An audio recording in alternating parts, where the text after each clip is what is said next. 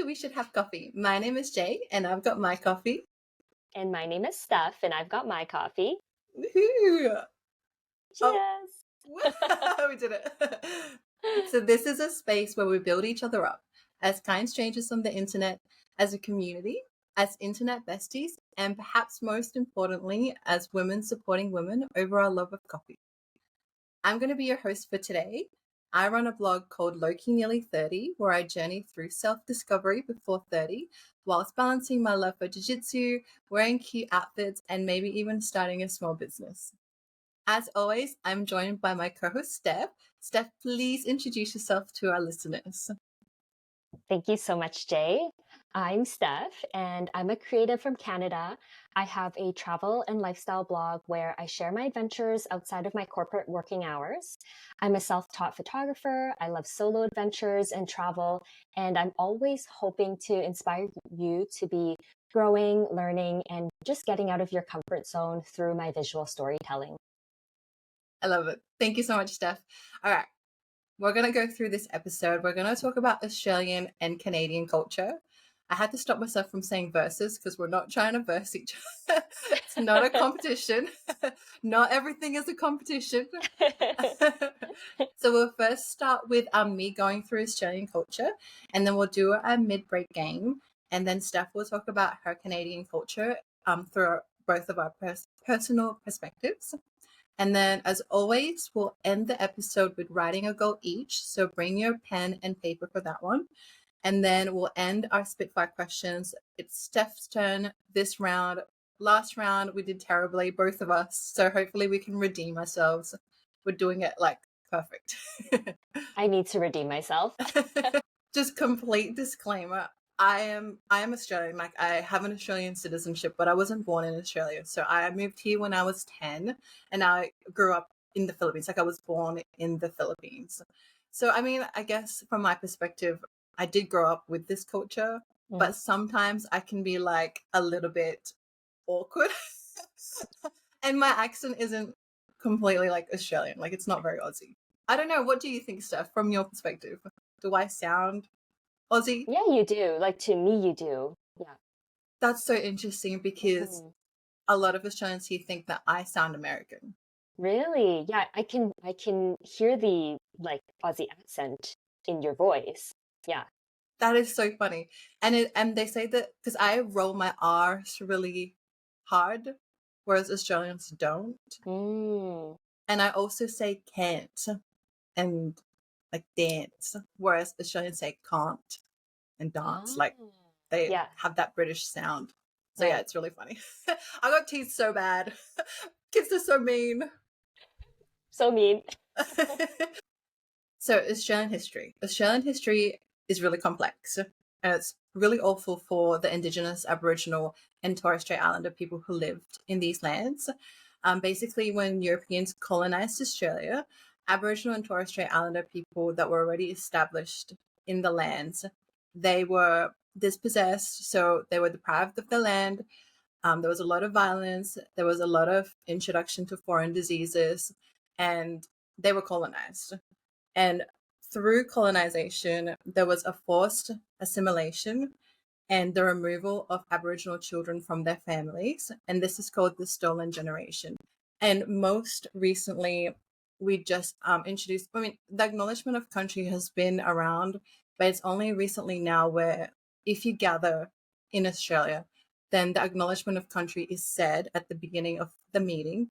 And it's to recognize the Aboriginal and Torres Strait Islander people owned this land, and it's unceded land, so it's been taken away from them. It's never really been acknowledged. So that's the history. It's very sad, but it's very, very good to talk about as well because Australia is a great country, but we also have to acknowledge its history as well. So that's some important things to talk about. Okay, so the first slide is debunking 3 Australian stereotypes.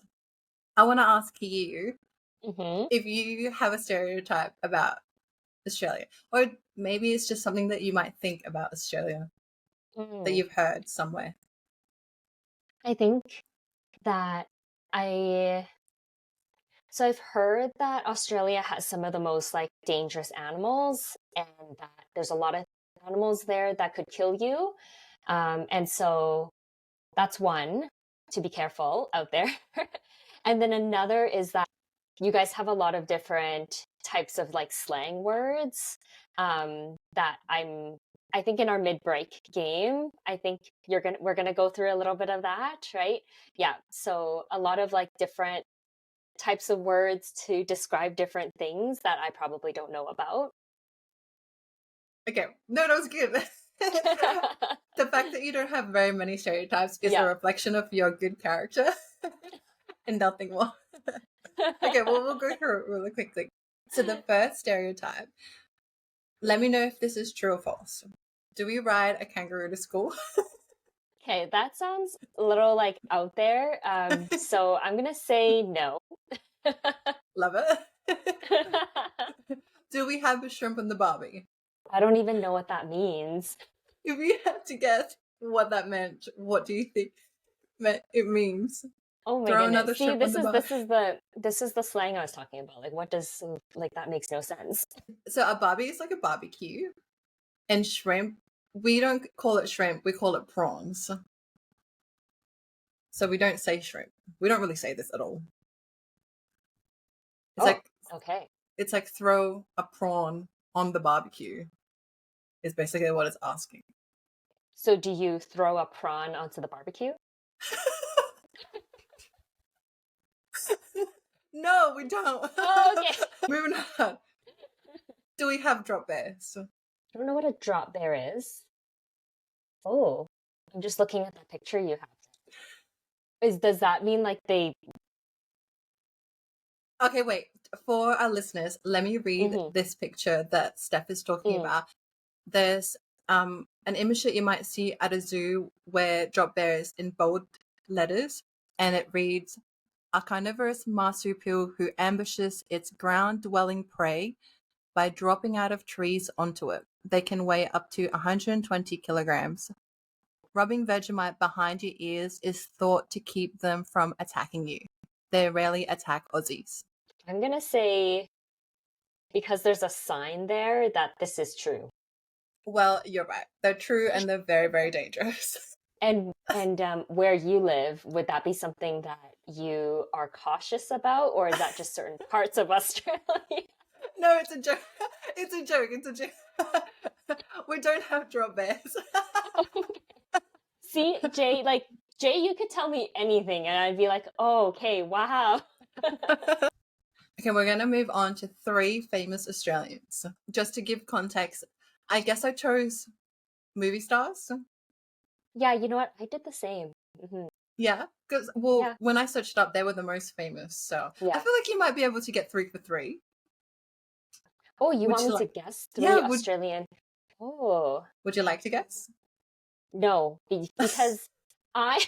At you least can one. Guess my... is Owen Wilson Australian? Okay, people are gonna be like, Steph, come on.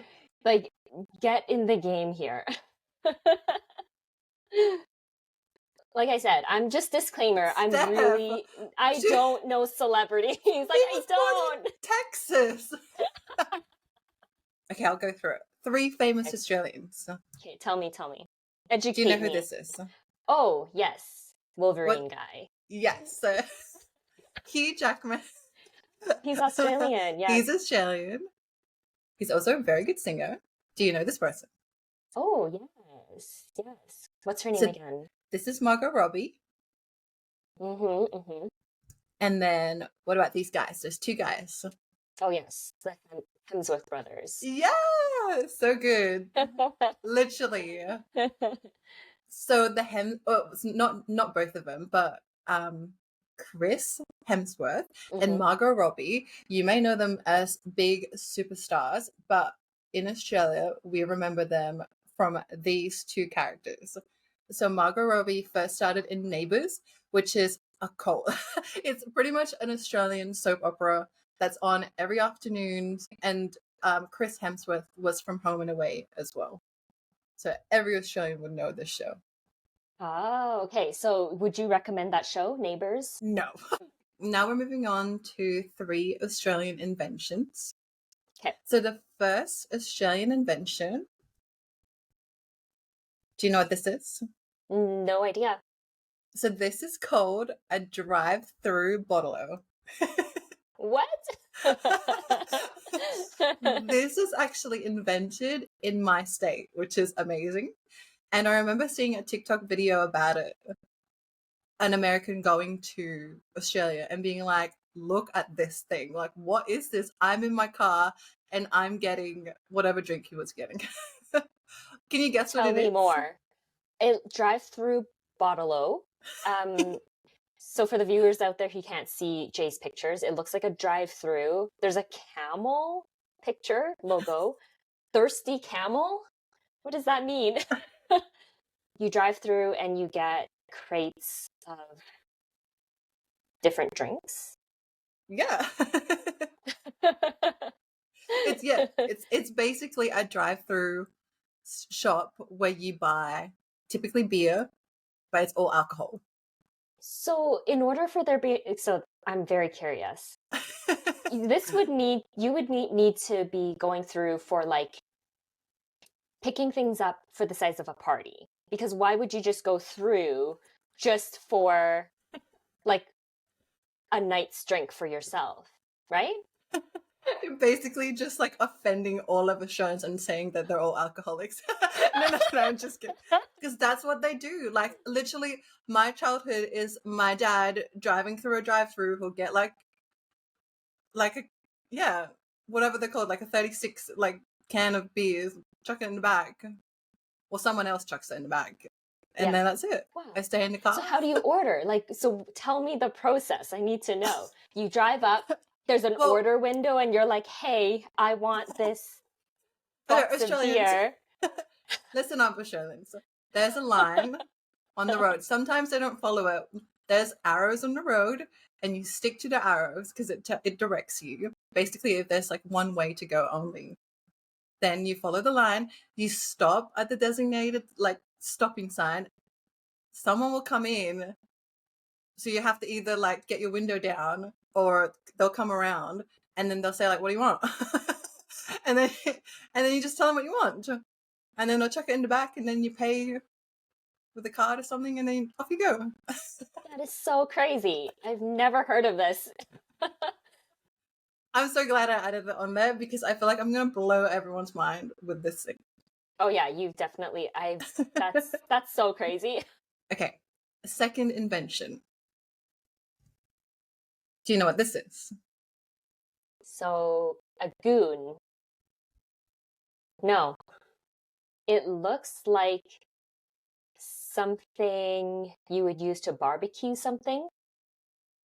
Just to describe what Steph's looking at, it's a box, and I guess it looks like it's on fire, like the design of it.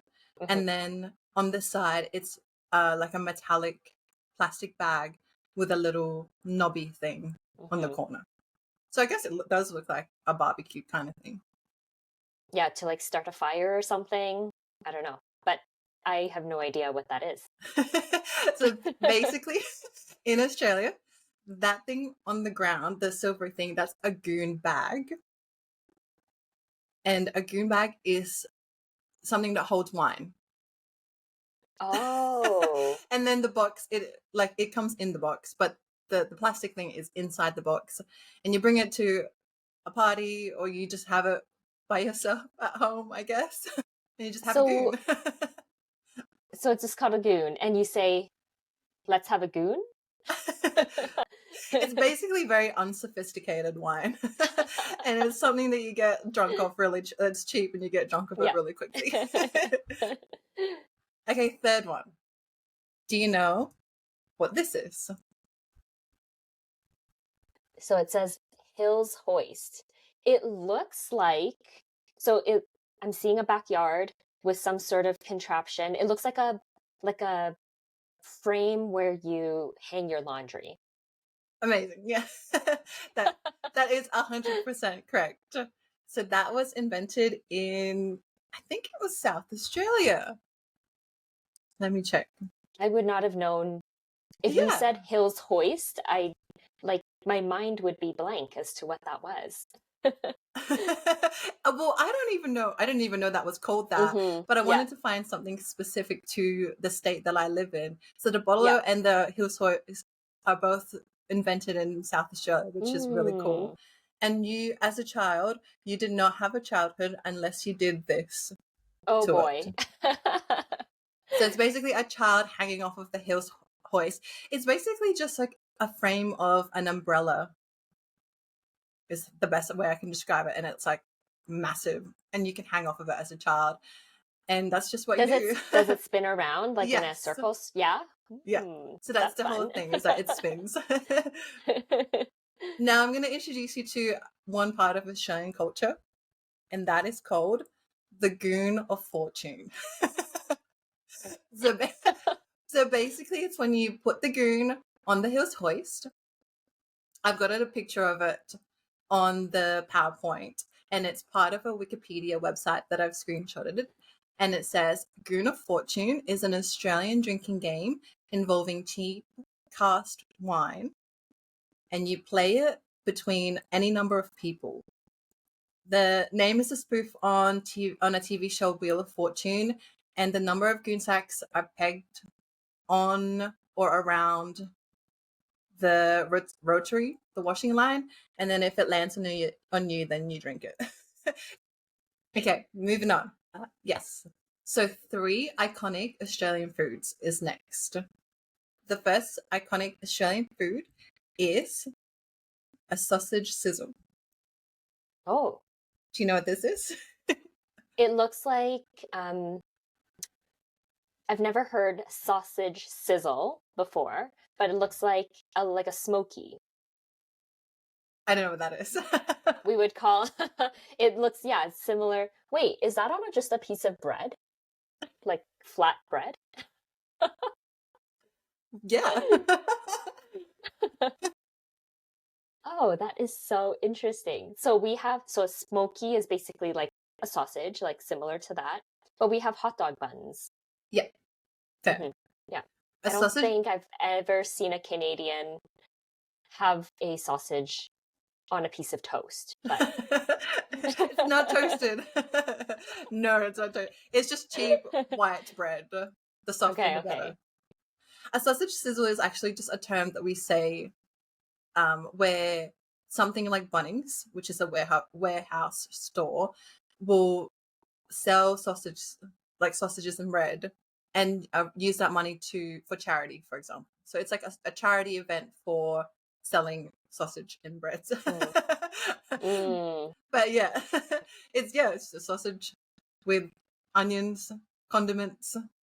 It's very Australian. The second iconic Australian food is a meat pie. Meat pie. Every bakery has one. You can get everything but this classic one where it's just a pastry with like a mince gravy situation, and then you have like tomato sauce in it. That's very Australian. And then the third one is a Tim Tam. Do you know what a Tim Tam is? Nope, I've never seen that before. A Tim Tam is basically 2 biscuits that's coated in chocolate, and then in the middle it's got like a chocolate cream on it. I am showing a photo of the double coat because that's the best one. So part of Australian culture is called a Tim Tam slam. So it's basically when you get a bicky, you bite each end, usually the opposite corners, and then you drink a drink through it, usually like a hot Milo or a hot like coffee. Yeah. And it's good. Okay, we're going to go through 3 iconic Australian drinks now. This is actually one of the last ones, so we're nearly there. Okay. Number 1 is Farmers Union iced coffee. So a Farmers Union iced coffee is basically just an iced coffee. It was actually made here in South Australia as well, and it's just what everybody drinks. It's an iced coffee. You get it from the shelf of a supermarket and goes great with a meat pie. Okay, the second one is Victoria Bitters. So this is that a beer? Yeah, it's a beer. And then the third one is a Milo. Have you ever had a Milo before, Steph? Oh, a Milo. Oh, that sounds familiar, but no, I don't know what that is. Mind blown. Um, it's basically just like a chocolate malt powder, and you can put it on ice cream, like the photo that I have, where it's like Mm-hmm. a bowl with vanilla ice cream, and then you just have heaps and heaps of Milo to the point where you're having ice cream with your Milo as opposed to the other way around. What? And then like that spoon, I have a photo of somebody with a massive spoon scooping up Milo, and it's like very, it's very common to put a lot in. That was so fun, Jay. I love Oh, that. do you feel like now you know Yeah. a lot about Australian culture? You're just like, Yeah. gonna drink Mm-hmm. my Milo and have a meat pie. Yes, yes, yeah. Now when people are referring to these things, not that I mean, I think maybe you're my only Australian friend, but if they refer Yes. to it, I will understand. Best friend. Now it's time for our mid-break game. We're going to list off some slang words commonly used from our countries, and we're going to see if the other person knows what that is. Okay, what is Macca's? Marcus? It sounds like a cookie. What about Steph? Let's go to Macca's. I'm so hungry. Oh, okay. So oh, is that McDonald's? Yes. Oh, What is a rally? a relin? Rally. A rally. Hmm. Like that's my rally over there. It sounds like a car. Like that's my ride. That's my rally. My rally's here. Well, yeah, you can say that. My rally's here. I gotta go. Oh. Mm. My rally's gonna take me to Macca's tonight. So, or I would never have a Oh, cold one with my rally. oh, your relative? Yeah. Yes. Oh, okay, okay. I'm starting to catch on now. You're abbreviating everything. I want you to guess this last one. What do you think it means to chuck a Yui? To chuck a Yui, it means to U-turn. Yeah. You're driving on the road, you do a U-turn. Always end on a good note. So Oh there you my go. gosh, I love it. Hopefully, our listeners have learned a few Australian slang words. You can use all that, like let's chuck a Yui, get a cold one, get Macca's, invite some rallies.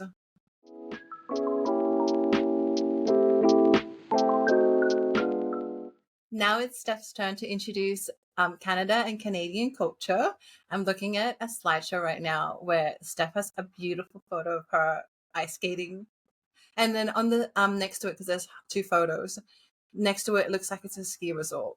And it looks beautiful. Thanks so much, Jay. Yeah, I'm so excited to share with you. So, those two photos I took myself. So, the one where I'm ice skating, um, that is downtown Calgary. Um, I feel like when it comes to winter activities, there's just so much you can do. So, of course, you're going to have to dabble in a little bit of everything. So, ice skating, and that's at Sunshine Village, which is just over in the mountains in Banff. And it's like one of the most gorgeous places. It's one of my favorite resorts for snowboarding.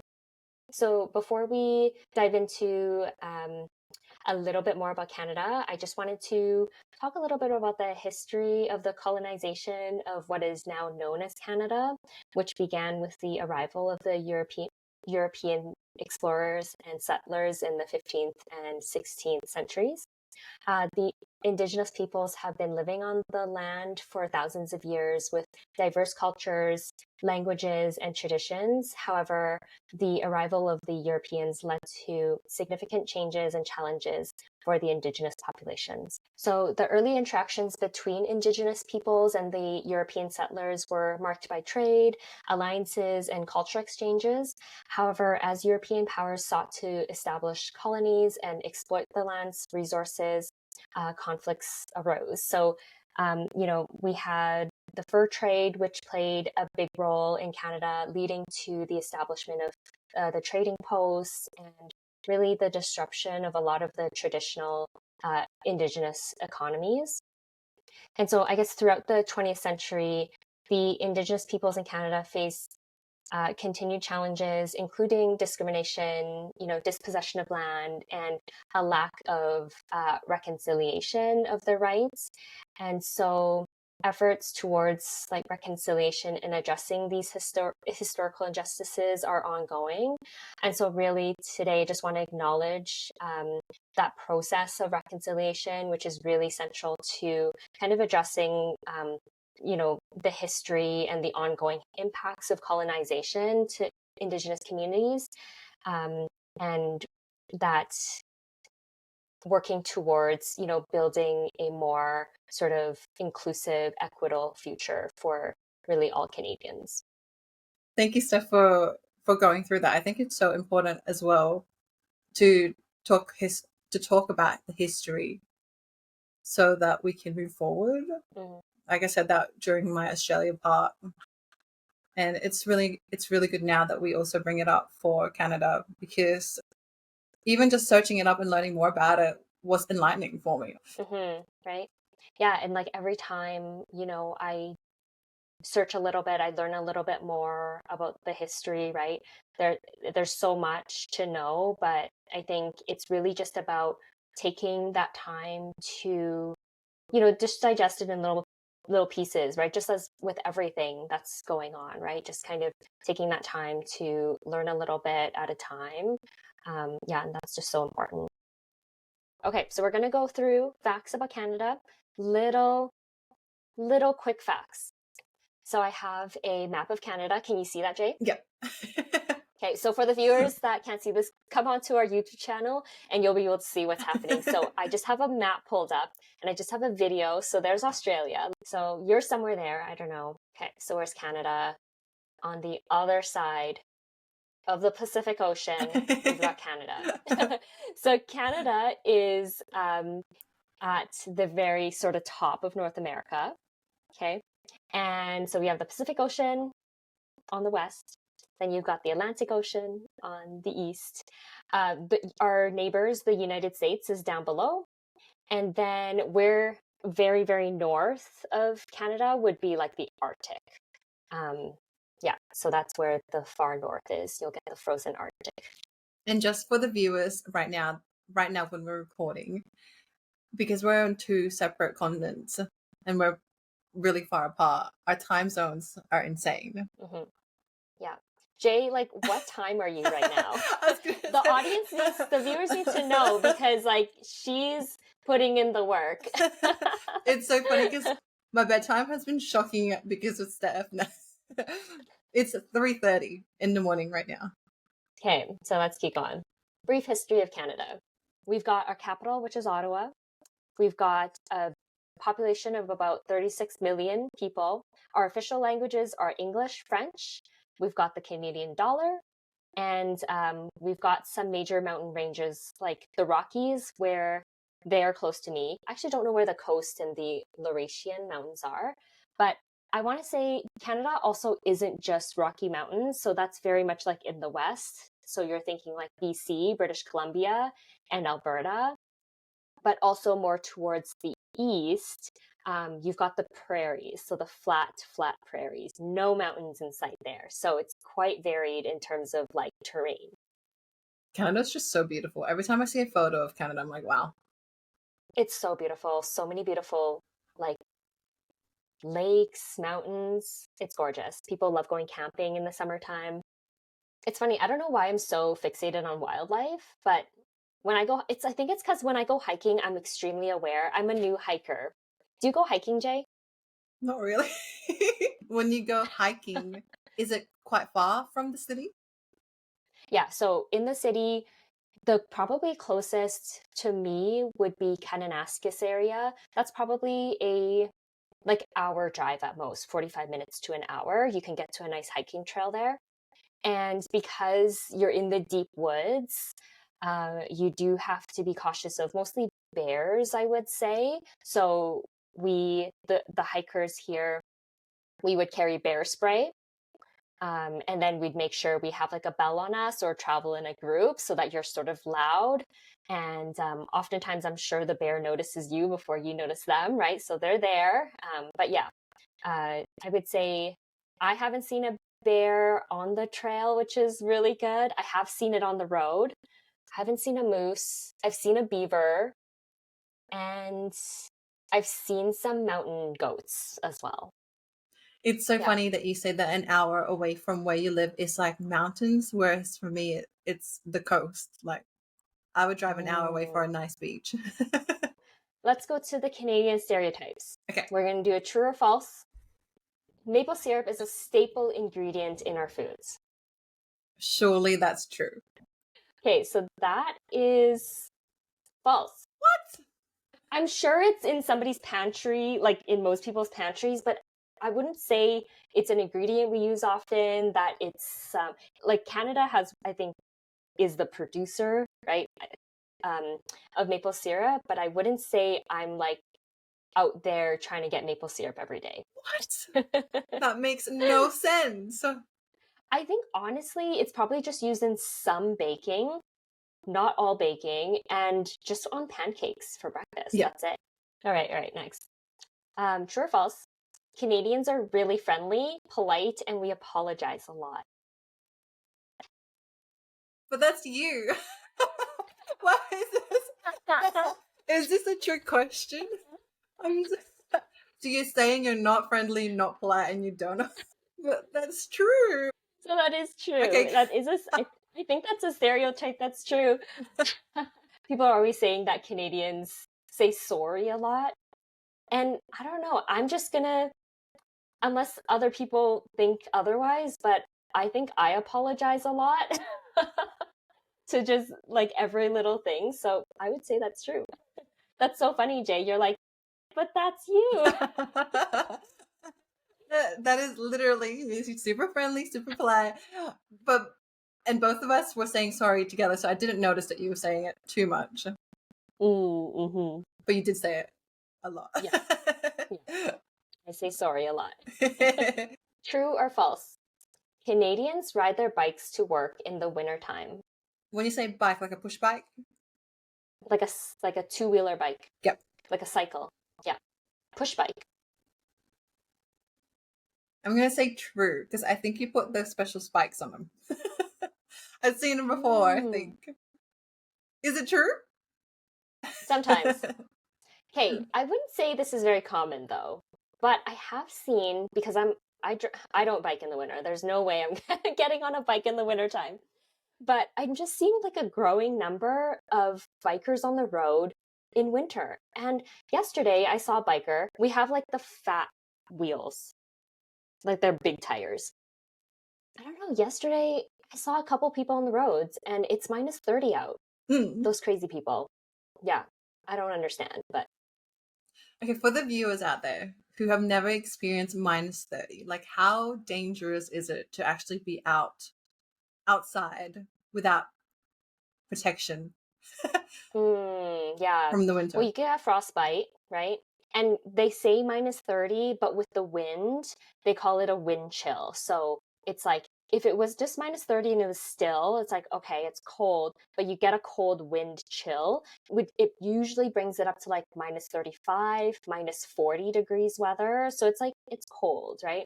You can get quite frozen. Like I was ice skating the other weekend and it was only minus 5 degrees, only. And my toes were frozen, right? So you can imagine minus 40 without any coverage. Can be devastating. Yeah. That's crazy. Mm-hmm. Famous Canadians. So Jay, I wonder, do you have any guesses or you know of any famous Canadians? I was also doing celebrities as well, like similar to you. Mm-hmm. I grew up with YouTube. I grew up alongside YouTube. So I was around during the days when Justin Bieber first started and was busking. Yep. So I know he's Canadian. Yeah. And you know what, Jay? Like, that's my first one. Justin Bieber. Yeah. I love Justin Bieber. So. Do you actually? Yeah. What about you? I love Justin. I love his music now. Are you a believer? I believe. No, I wasn't a believer when I was younger. But I like his music now. Gotcha. Yeah, I like his music now. I would say, yeah, probably one of my top regrets is not going to the Never Say Never concert in Wow. 2011. So I'm just joking. Okay. Any other guesses? I don't know any more Canadians. Is Jim Carrey Canadian? Oh, you know what? I think he is. Is he actually? Yeah, I think so. Let me see. Jim Carrey. Let me look it up. Yes, he is Canadian. No way. Yeah. I don't know how I guessed that. That's all my guesses. Sandra Oh. I didn't know she was Canadian. Yeah, she's Canadian. No So she's way. from Ottawa. We see her in Grey's Anatomy. And then you have Ming Lee from Turning Red and Ting Ting Mulan. So wanted to highlight that. I just want to preface that I love all these shows and movies. They're literally my favorites. Yeah. Turning Red is my favorite movie of all time. I think I've seen it. Sorry. These little emojis, sorry for the viewers out there. Sometimes these random emojis come up when I do things, and it's, yeah, it just took us by surprise. Hearts shot out of my face. It was relevant. But go ahead, Jay.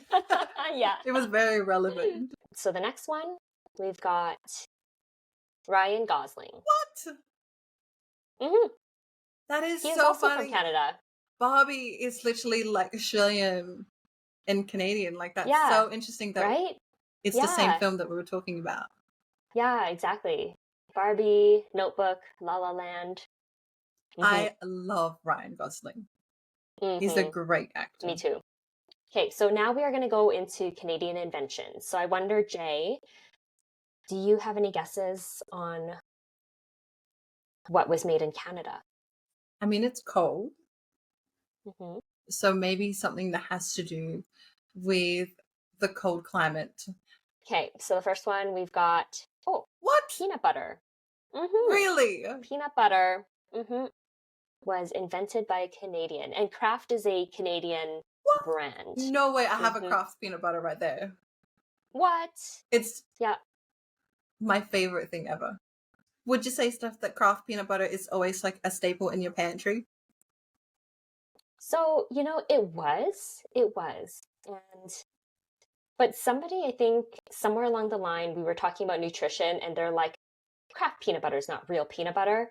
And then I was like, what do you mean? They're like, it's just sugar. They're like, you should have the natural peanut butters. And I switched over to like a nut butter. But it was in my pantry lots. Okay, so poutine is French fries with gravy and cheese curds. Oh! I've heard of it. Yep. I think that's like a big Canadian food. Poutine is, it's French fries, cheese curds, brown gravy, and I think it emerged in Quebec. You must have a poutine when you're here in Canada. And then our last invention, the telephone. What? Random fact, the telephone was invented in Canada. There's actually like quite a few like really cool like medical like inventions and other tech.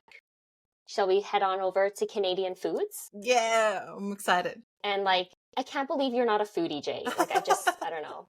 I'm a little bit offended by that. What can I say? I have a basic palate. Oh my goodness. Okay. So I actually am going to do a little bit of a show and tell because I have some snacks with me. Okay. I'm like a little squirrel. I like can't eat a whole bag of chips, but I'll have like 5 chips and then leave it. And then I'll have like, you know, I'm just kind of like, I like to munch. So, I'm going to go a Canadian flavor for chips. Do you like chips, Jay? Okay, so for the viewers out there, I'm just doing a show and tell, and I have my actual snacks here. So the ketchup chips are like a Canadian flavor of chips. Do you guys have that one? We do not have. Well, we probably do, but it's not it's not something normal that you would eat. What does it taste like? It's like, what's the word for it? Not sour, but tangy. Tangy. Yeah, it's a little tangy. Yeah. Would you say it's They sweet? got ketchup chips. Maybe like a hint, more tangy than sweet. When like hmm imagine sweet chili sauce. Like how far away is the That's too sweet. That's okay. too sweet. Oh, interesting. Yeah. Yeah. So maybe more on the salt vinegar side, Yeah. but like less than the vinegar, I would say. So salt vinegar, like ketchup chips, sweet chili. Okay. I wanted to share another chip flavor because I think it's like a Canadian thing. What does it say? You'll often see packaging, it's in English and French. So all dressed. And then how do you say the thing on the bottom? Oh, I don't know. I don't even want to try, but that's French for all dressed. Okay, explain what it tastes like.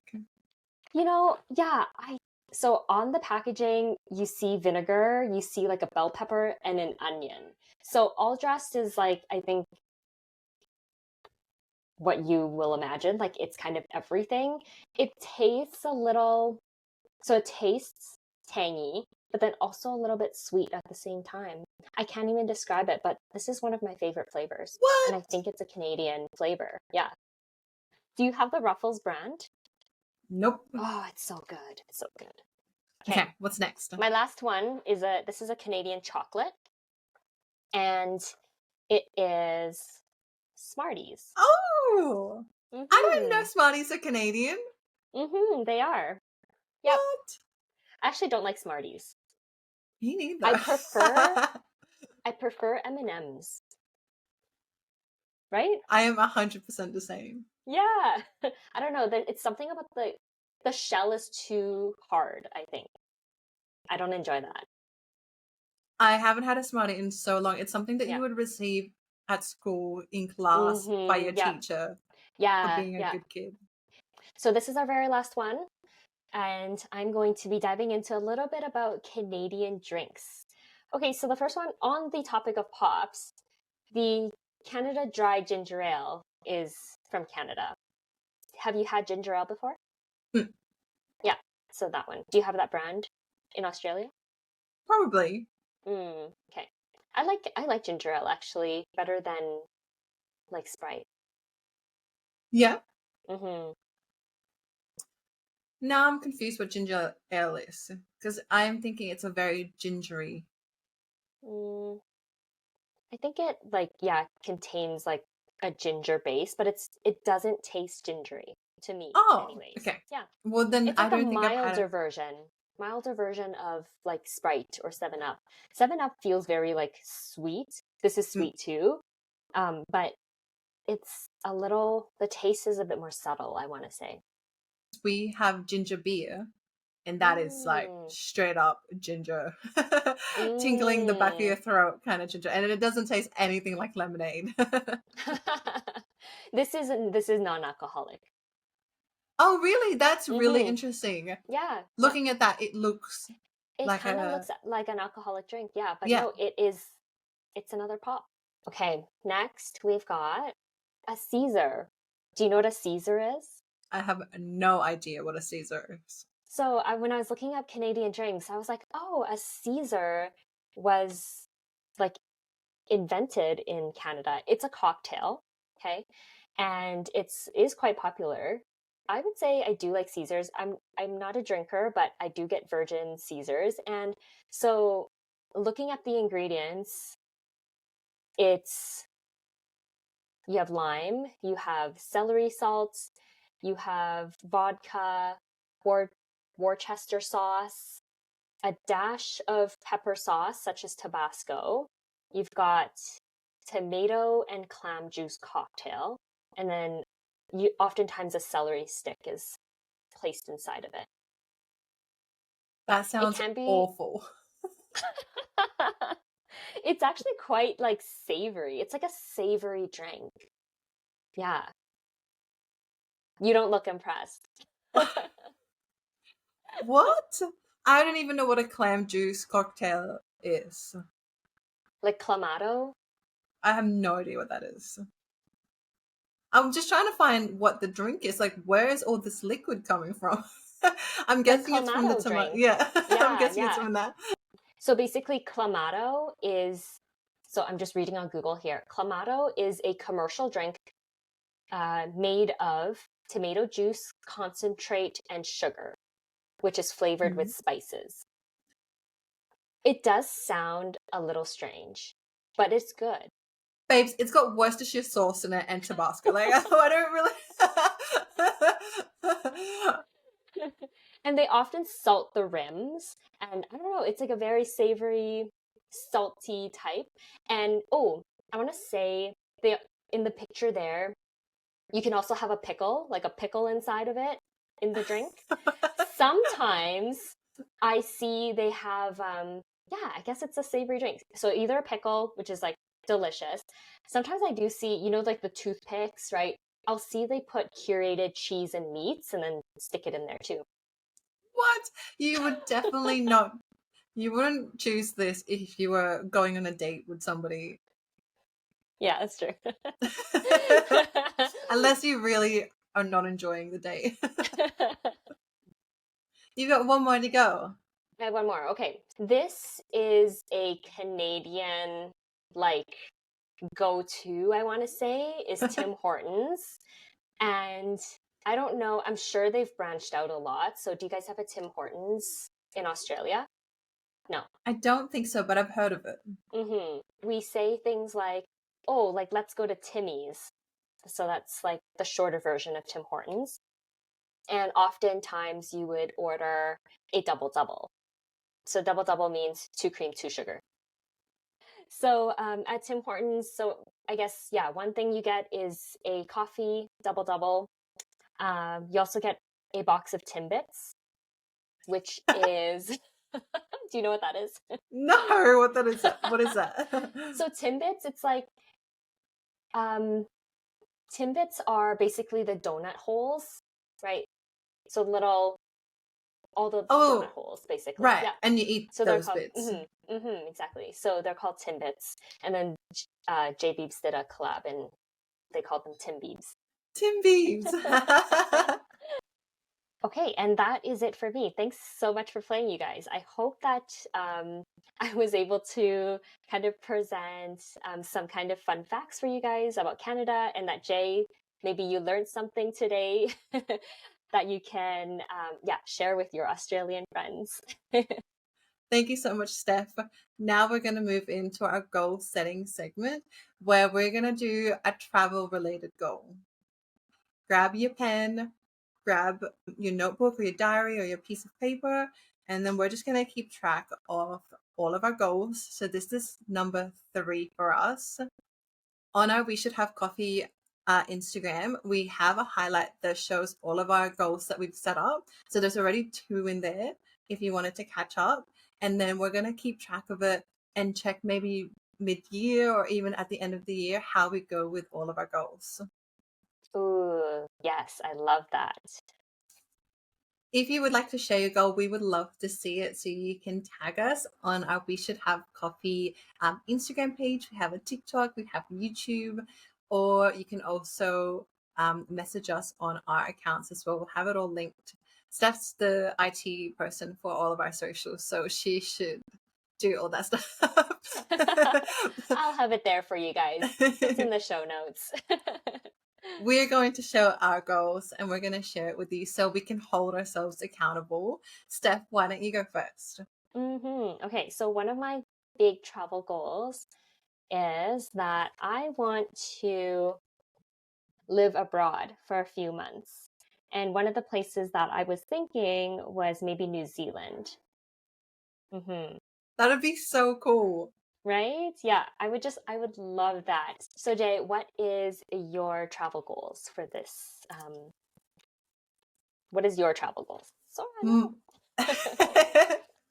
I was disappointed that you didn't write Australia because I wrote I want to travel to Canada. Oh, yes, yes.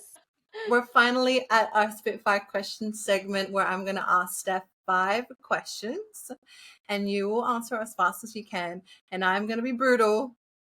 No, well, you can explain yourself a little bit, but it's fast-paced. Yeah. Are you ready? Yeah. Okay. What is the nickname that your parents used to call you?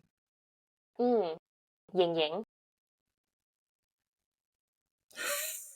Off to a great start. No, did you hear me? No, oh, sorry, you said something. I said it. Okay. Okay. What is your favorite holiday? Ooh, my favorite holiday is gonna have to be probably Thanksgiving. Not because of Thanksgiving itself, but I get a holiday um, around my birthday all the time. So I always get a long weekend off. So really, I guess my favorite holiday is that time where I guess it's my birthday. Hey, that's not a holiday. That's not a holiday. Okay, so my favorite holiday, second to that, is probably going to be Christmas. Yeah. Okay. Mm-hmm. How long does it take you to get ready? Like an hour and a half. What is your favorite ice cream flavor? Chocolate.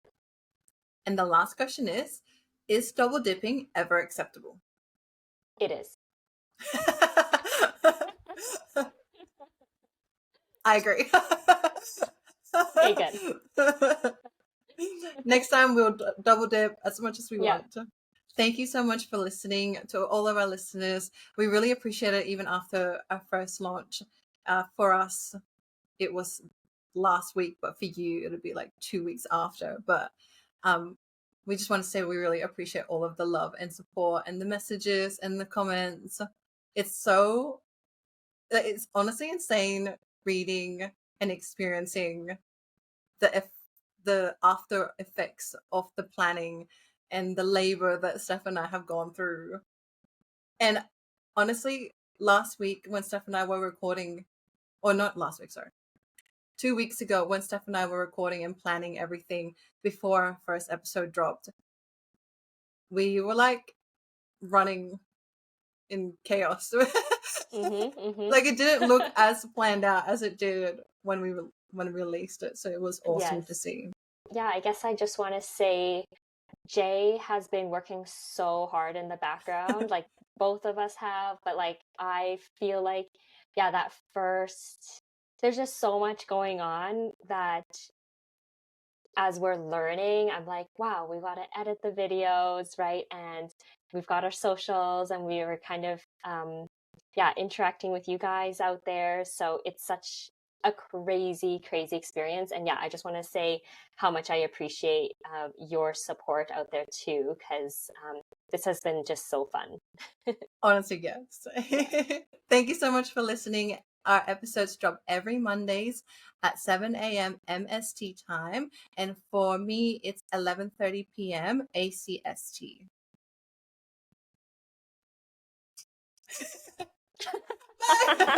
Bye. Bye.